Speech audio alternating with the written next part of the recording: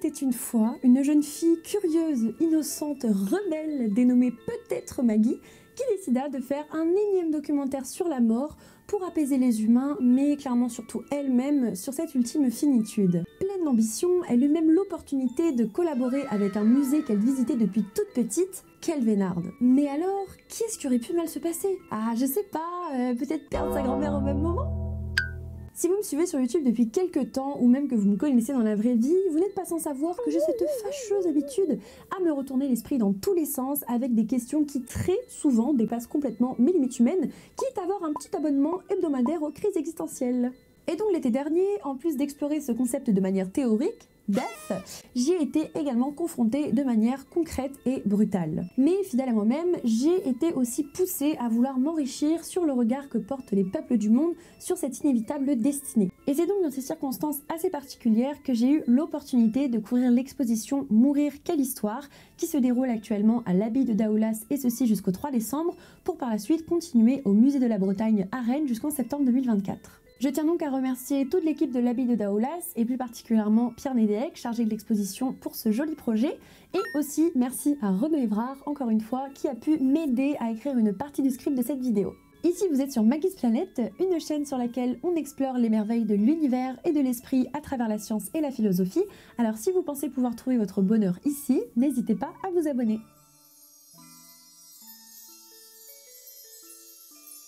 S'il y a bien un phénomène unissant tous les êtres vivants, c'est qu'en échange de notre existence, nous avons promis à l'univers qu'elle ne sera pas éternelle. Ça c'est la vie, ça c'est le train du temps. She's just here for a little while. Cependant, s'il n'est déjà pas donné à toute créature d'être conscient de sa propre existence, il est d'autant plus délicat de réaliser sa propre finitude. En effet, jusqu'à preuve du contraire, rares sont les animaux lucides face à leur brutale destinée, à l'exception des dauphins, des éléphants ou encore des grands singes. En ce qui concerne les humains, nous pouvons marquer un point de bascule sur notre rapport à la mort dès lors que nous avons commencé à enterrer les corps, signe de considération, de respect et d'amour envers l'individu. Il n'est plus question de cadavre, ce geste symbolique fait maintenant de lui un défunt. C'est par ailleurs une telle approche de la mort, reflet du développement de notre spiritualité, qui distingue Homo sapiens de nos ancêtres les plus lointains. Creuser la terre pour se rapprocher du ciel, les hommages funéraires sont considérés comme les premières expressions spirituelles de l'humanité. Annonces, cérémonies, sépultures et deuil, le fait de mourir entraîne maintes rites et attitudes, facilitant le départ du défunt et apaisant la peine de ses proches. Alors si par ces paroles j'ai pu éveiller votre curiosité, détendez-vous et laissez-moi vous guider aux confins de votre inévitable destinée.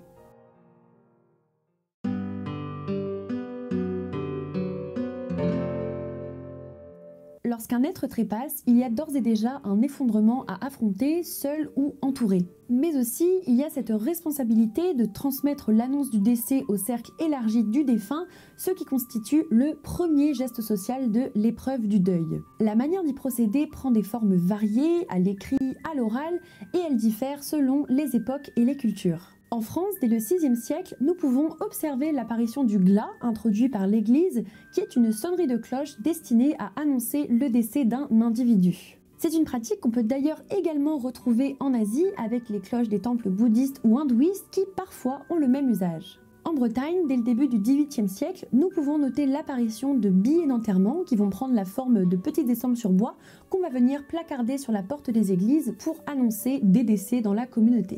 Et petit à petit, ils vont être remplacés par ce qu'on appelle les faire-part de décès, qu'on utilise d'ailleurs toujours aujourd'hui, dès le début du XIXe siècle. Nos temps modernes symbolisent en partie la démocratisation des réseaux sociaux qui va faire que notre cercle social va s'élargir d'autant plus. De ce fait, il est assez courant d'annoncer le décès d'un proche via une publication virtuelle pour s'assurer que la plupart de son cercle social en soit au courant. Apprendre le décès d'un proche semble mettre le temps en suspension, mais pourtant son passage est toujours bel et bien réel.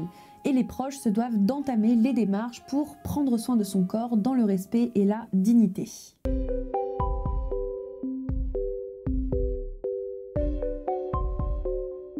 Si le cérémonial mortuaire marque un bouleversement philosophique dans notre perception de la mort, il a également donné naissance à de nombreux rituels précédant le dernier adieu. Un corps n'est pas laissé à l'abandon, mais il est soigné, choyé afin de le rendre présentable ou encore de faciliter son voyage vers l'au-delà.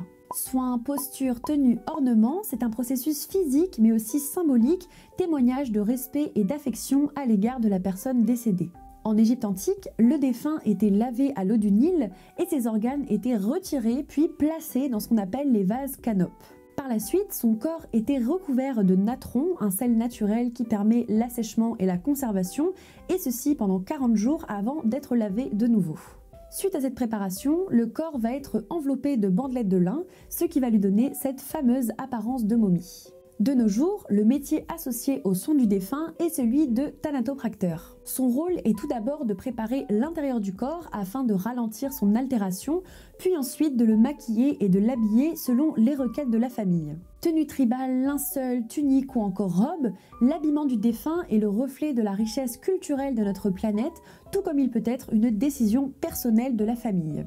L'identité du défunt, que ce soit sa personnalité, sa culture ou encore sa classe sociale, devient un archétype qui se transpose dans les derniers vêtements qu'il portera. L'habillement du défunt ne vient pas seul et il s'accompagne régulièrement d'objets, qu'ils soient personnels ou encore traditionnels, en souvenir d'une vie passée ou encore pour faciliter son voyage. Les Grecs avaient pour habitude de placer une pièce de monnaie dans la bouche de leur bien-aimé afin qu'il puisse payer le passeur Charon lors de son voyage vers l'au-delà. Les minki, ces petites statuettes funéraires, étaient placées dans le tombeau des empereurs chinois à partir de la dynastie Han. Elles symbolisaient les courtisanes de celui-ci, perpétuant leur service lors de son séjour céleste. Loving women, I guess. Maintenant que le défunt est au repos et que ses proches ont pris le temps de venir le visiter, le toucher, voire de l'embrasser pour une dernière fois, il est temps de lui rendre un ultime hommage.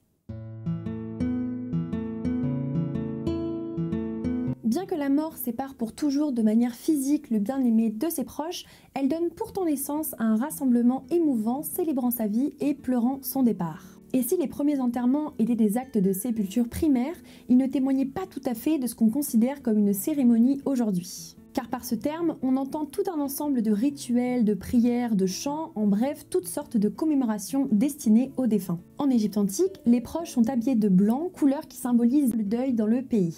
Le défunt est orné de fleurs avant d'être déposé sur un traîneau en forme de barque qui va être tiré par 2 bœufs. Son fils viendra lui toucher les yeux, les narines, la bouche et les oreilles afin qu'il puisse retrouver ses sens dans l'au-delà. Un autre bœuf sera par la suite sacrifié et les invités vont venir le déguster en arborant un collier de lotus bleu, fleur symbole du ciel divin. Au sein du peuple Yuja au Brésil, le chaman va venir jouer un rôle primordial dans les rituels post-mortem. Revêtu d'un manteau masque, il va venir préparer le corps du défunt afin que son âme puisse être guidée vers le monde des esprits. Ce même manteau servira par la suite à envelopper le bien-aimé avant d'être enterré. La ville de Nouvelle-Orléans en Louisiane est réputée pour ses cérémonies funéraires uniques, alliant tradition, musique et célébration de la vie du disparu. On y retrouve entre autres des défilés de jazz se tâchant de retransmettre une atmosphère joyeuse malgré la profonde peine.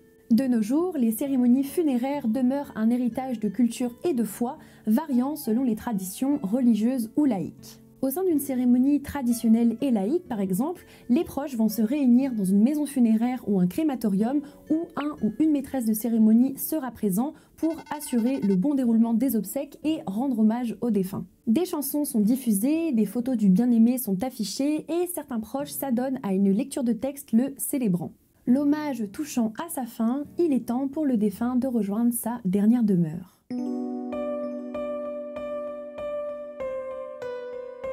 Cela fait plus de 100 000 ans que nous offrons à nos défunts l'agrément de reposer en paix, mais en général pas trop près des vivants. Il nous faut séparer ces 2 mondes. Et c'est ainsi que durant le néolithique, Homo sapiens éloigne les corps des lieux de vie et les enterre entre eux, aménageant ainsi les premières nécropoles. L'être humain transmettrait-il à travers l'édification de sépultures un besoin de transmettre ce qui n'est plus? Stèles, poteaux, mausolées, au fil de l'histoire, l'être humain a dévoilé une riche palette de tombeaux, parfois standardisés, parfois plus personnels, reflets des croyances, des valeurs et des coutumes propres au lieu et à l'époque. Mais n'allons pas si vite, car il y a bien quelque chose qui sépare souvent le défunt de sa sépulture, le cercueil.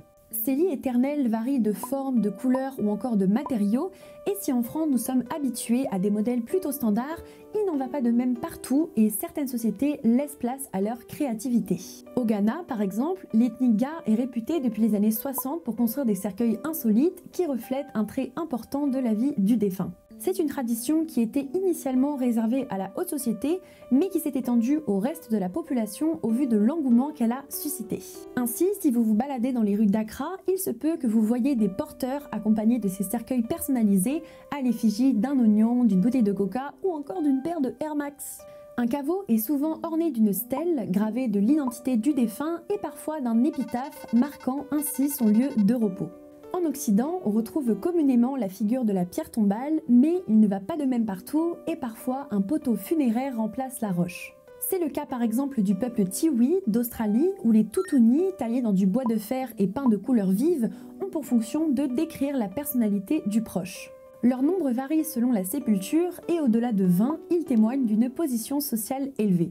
Cependant, l'inhumation n'est pas la seule manière de dire adieu, et parfois les êtres humains sont enclins à utiliser le feu à travers l'acte de crémation, laissant derrière eux les cendres porteuses du souvenir de leurs proches. Parfois, ces résidus vont être dispersés dans un lieu symbolique et parfois ils vont être conservés dans un vase précieux destiné à être visité par ceux qui l'ont aimé.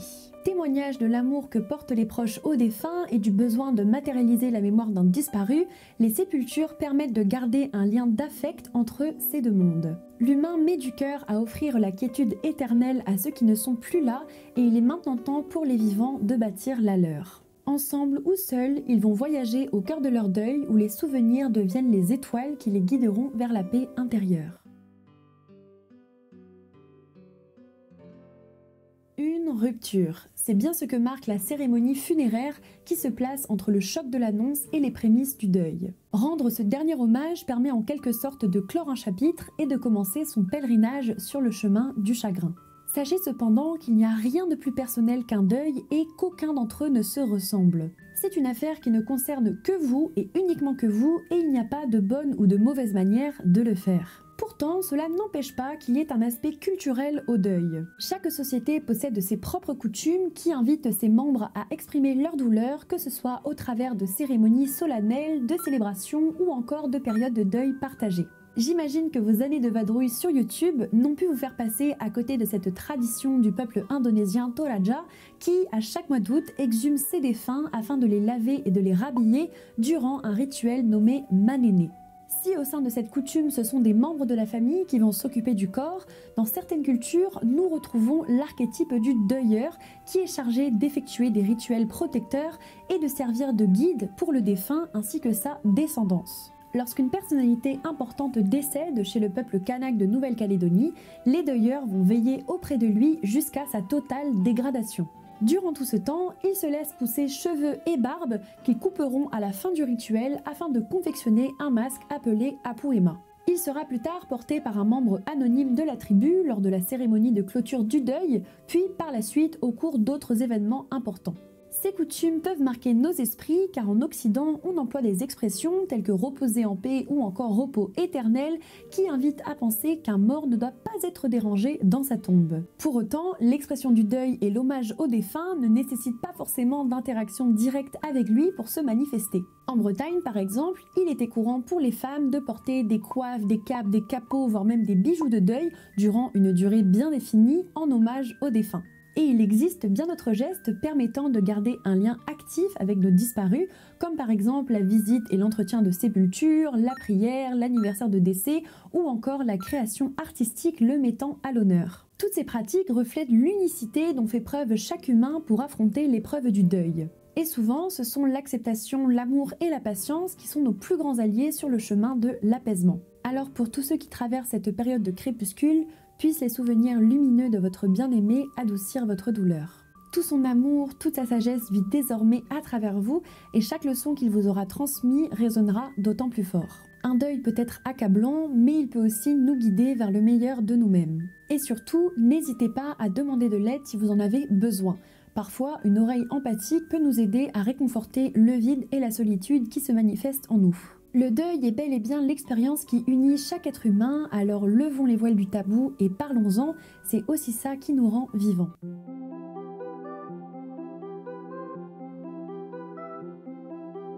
J'aurais tout à fait pu conclure ce documentaire ici, mais ça serait mal me connaître. Nous venons d'explorer les différentes manières de mourir à travers notre planète, mais ceci du point de vue des vivants plutôt que des personnes concernées.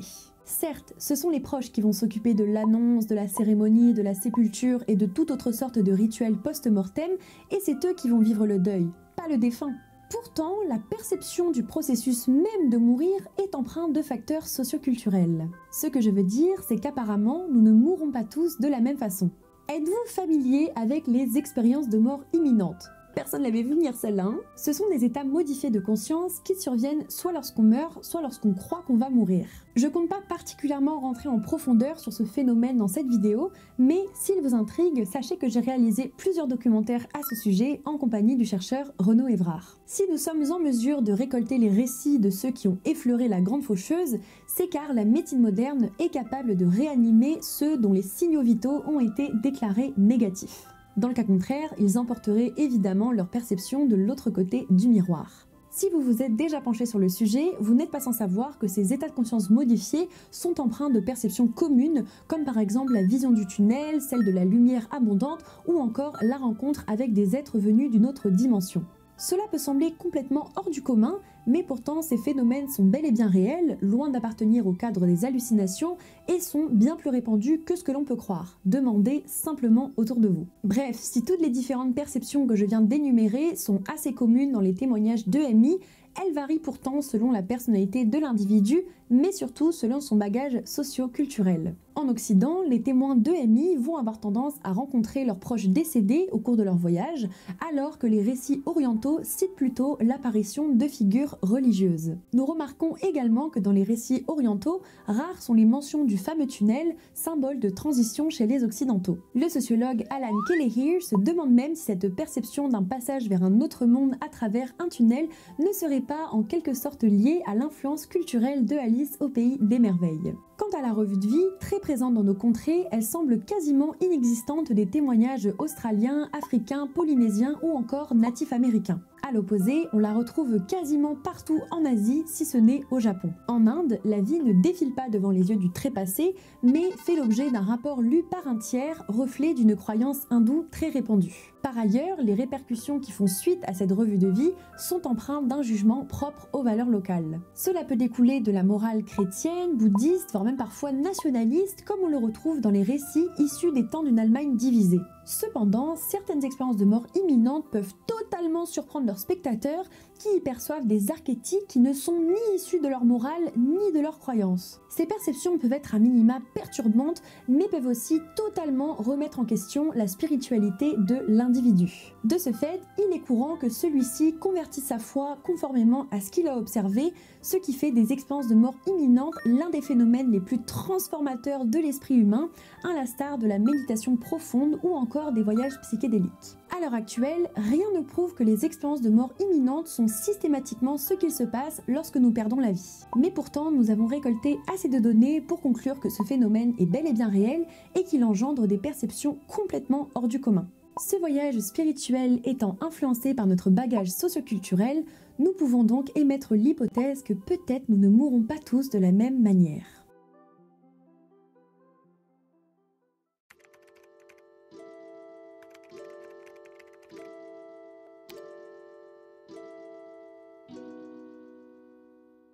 Mourir, c'est à la fois partager notre ultime limite avec tous les êtres vivants, mais c'est aussi un miroir de toute la richesse culturelle de notre planète.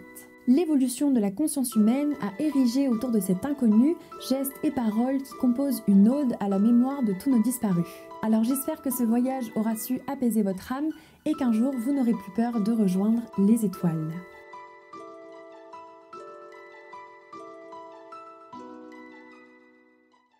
Merci du fond du cœur d'avoir regardé cette vidéo jusqu'au bout. Si elle vous a plu et que vous souhaitez soutenir mon travail, n'hésitez pas à me laisser un petit like et à la partager à vos proches. Si vous le souhaitez, n'hésitez pas à me partager votre propre ressenti sur la mort en commentaire, je me ferai un plaisir d'en discuter avec vous. Je tiens quand même à me féliciter d'être allée jusqu'au bout de ce documentaire qui m'a été très compliqué d'écrire au vu des circonstances dont j'ai parlé au début de la vidéo.